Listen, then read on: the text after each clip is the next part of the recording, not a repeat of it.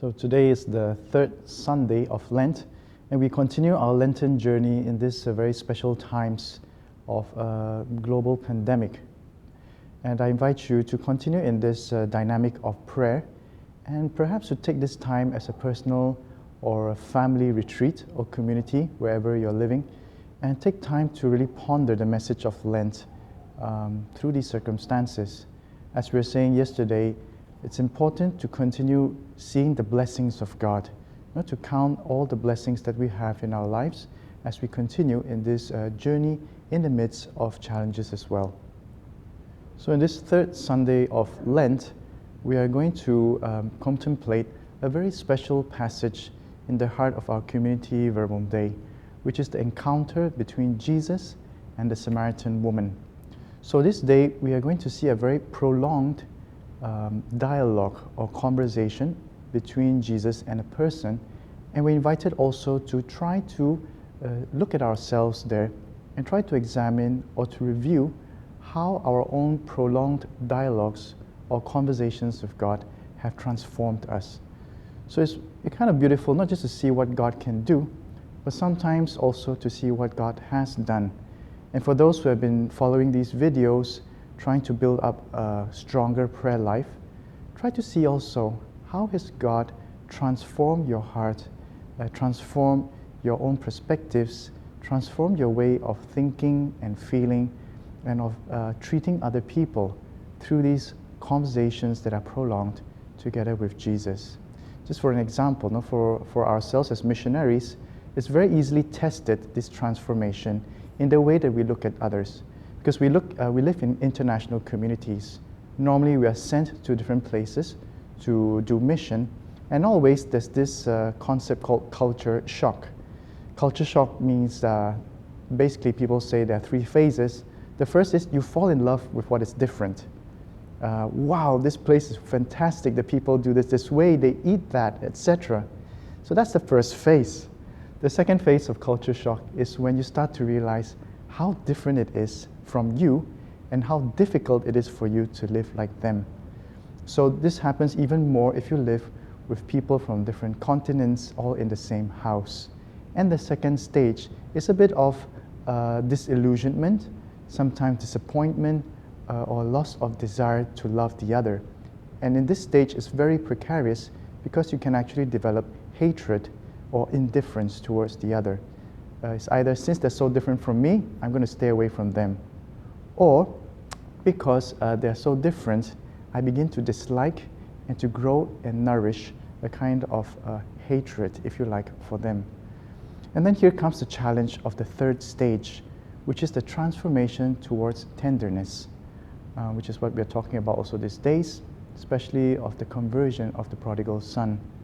How in this conversation with Jesus transforms my heart to see in a person which I think is so different, something even that I don't like in the person because either they think differently, they do things in a different way, or just basically they're different from me.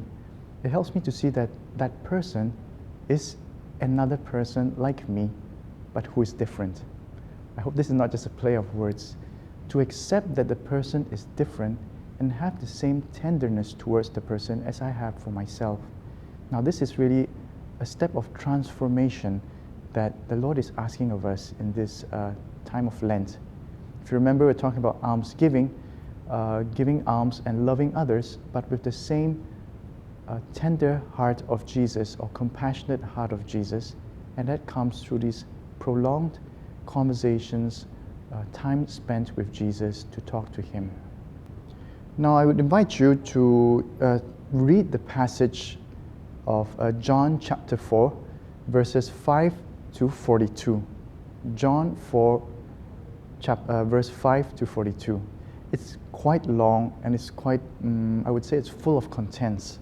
And that's why it's quite long and prolonged. And I think John the Evangelist, when he wrote this gospel, probably he had that intention to bring the reader into this prolonged conversation with Jesus, and which is what we are invited to. So spend some time to read it.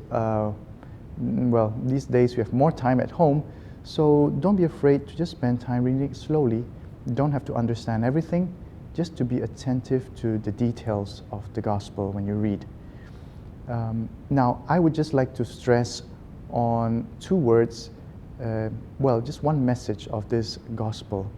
And the two words that to express this message is testing and trust. Testing and trust. And the message behind all this is that we need to gain more trust in ourselves, in God, and in our world today. The conversation between Jesus and the Samaritan woman was a time of testing, but also a time of gaining trust, learning how to trust again in another person, learning how to trust again in God, and learning how to trust a suitable trust in this world. If you look at our world today, this is one of our main problems: lack of trust in each other. I don't trust this country, that country doesn't trust my country, I don't trust that culture doesn't trust mine. Sometimes I don't even trust the person who is near to me, and this can even happen in families. So how can we learn from this passage to regain trust in our world, in our relationships with God as well? Jesus today shows us the importance of allowing testing to gain trust. What do I mean by this? If you go to the first reading, which is Exodus chapter 17, the first few verses, you will notice how the people of God were testing God. So his own people were testing him, and that didn't just happen once. The whole journey or the time of pilgrimage of the people of God in the desert, the Israelites were always testing God, complaining. They didn't have meat like in Egypt. They were set free by him from slavery. And then they started complaining that they don't have onions, they don't have garlic, they don't have all the good things that they imagine that they used to have in slavery. So, and then the last phrase in the passage or the first reading today, the Israelites say, "Is God with us or not?" And I think many times we have that question, especially in times of difficulty. Is God with me or not? Is God present in this world or not? Does he love the reality of human beings or not?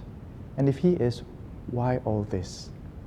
So it's a funny kind of presentation, because we have also heard in the temptations of Jesus. Jesus says, do not test the Lord your God.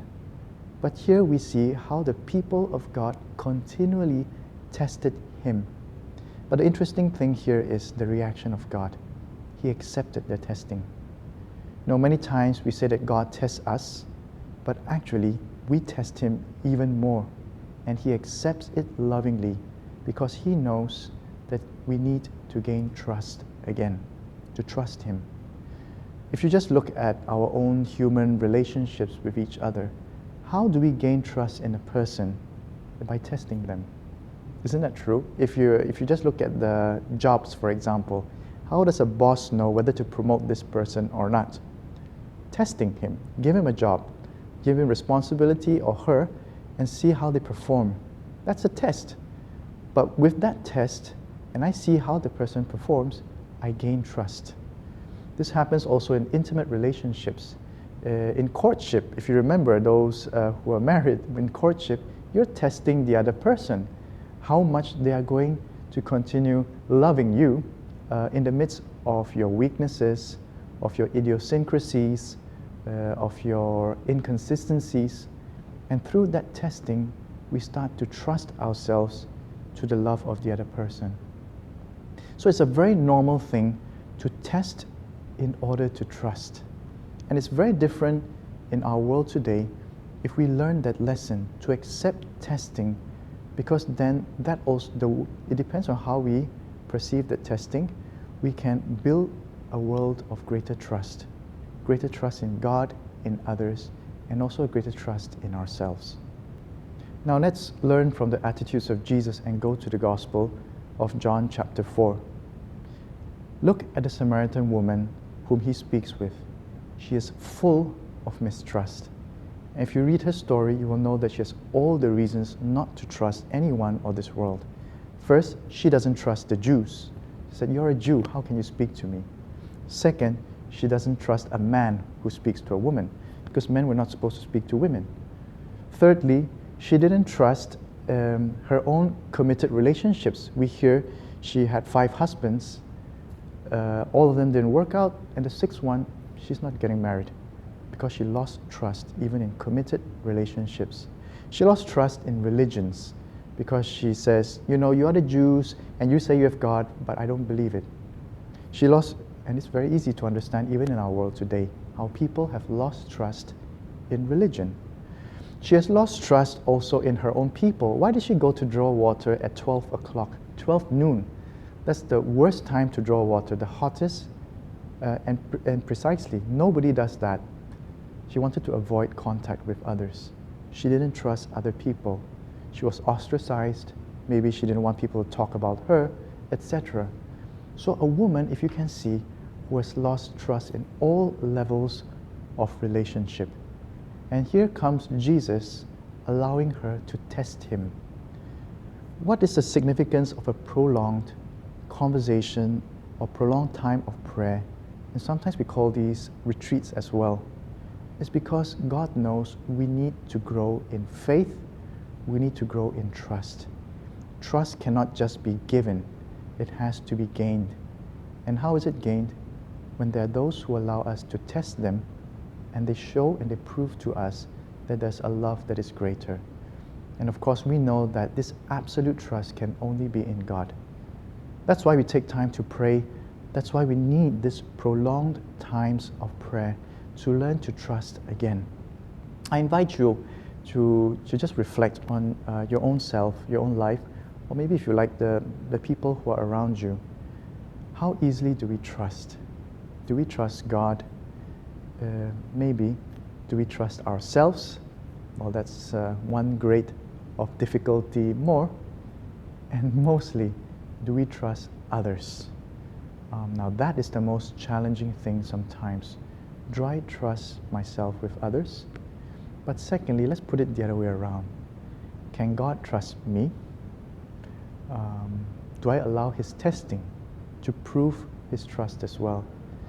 Do I allow myself, do I test myself so that I can trust myself more? Why do we do this fasting, prayer, almsgiving in Lent? It's also a test for ourselves. And thirdly, do I allow others to test me so that they can trust me more?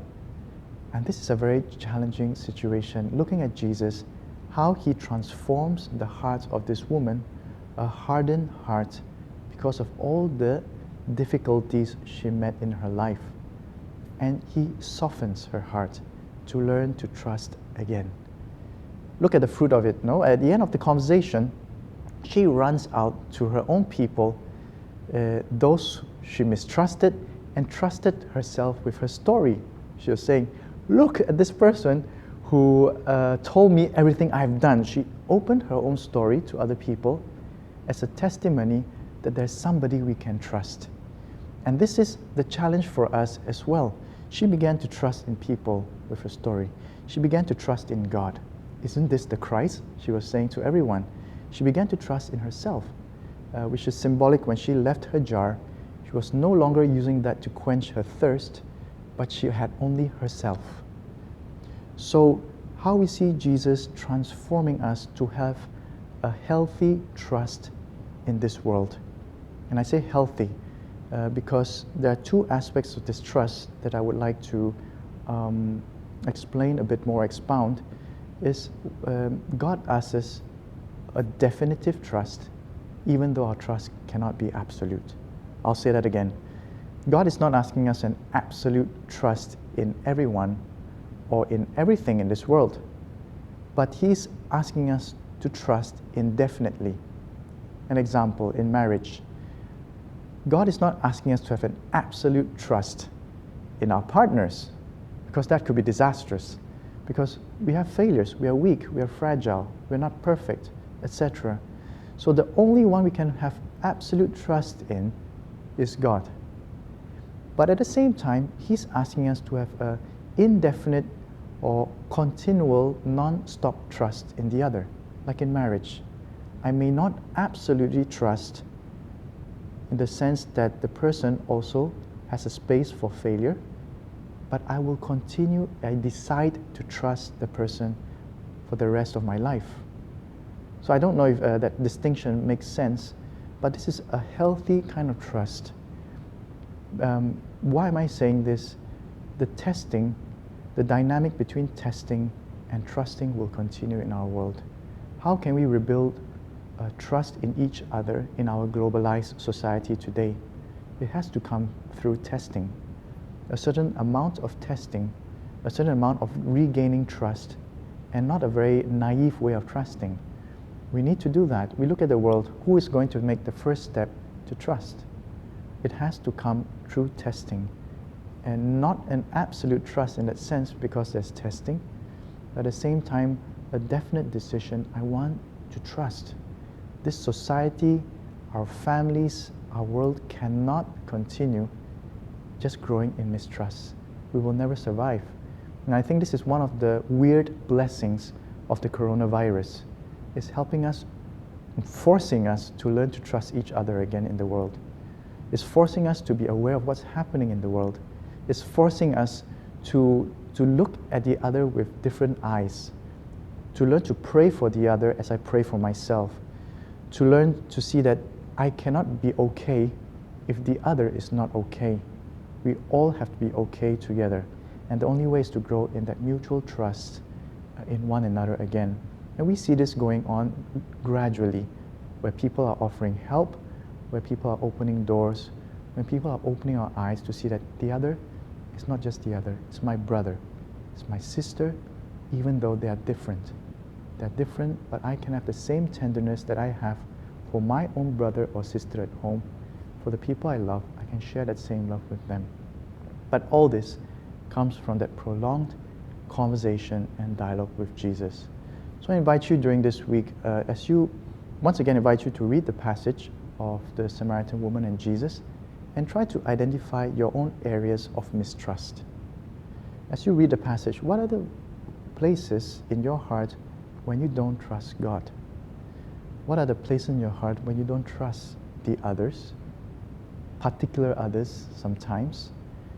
And what are those areas in your heart where you find hard to trust even yourself? Present these to Jesus.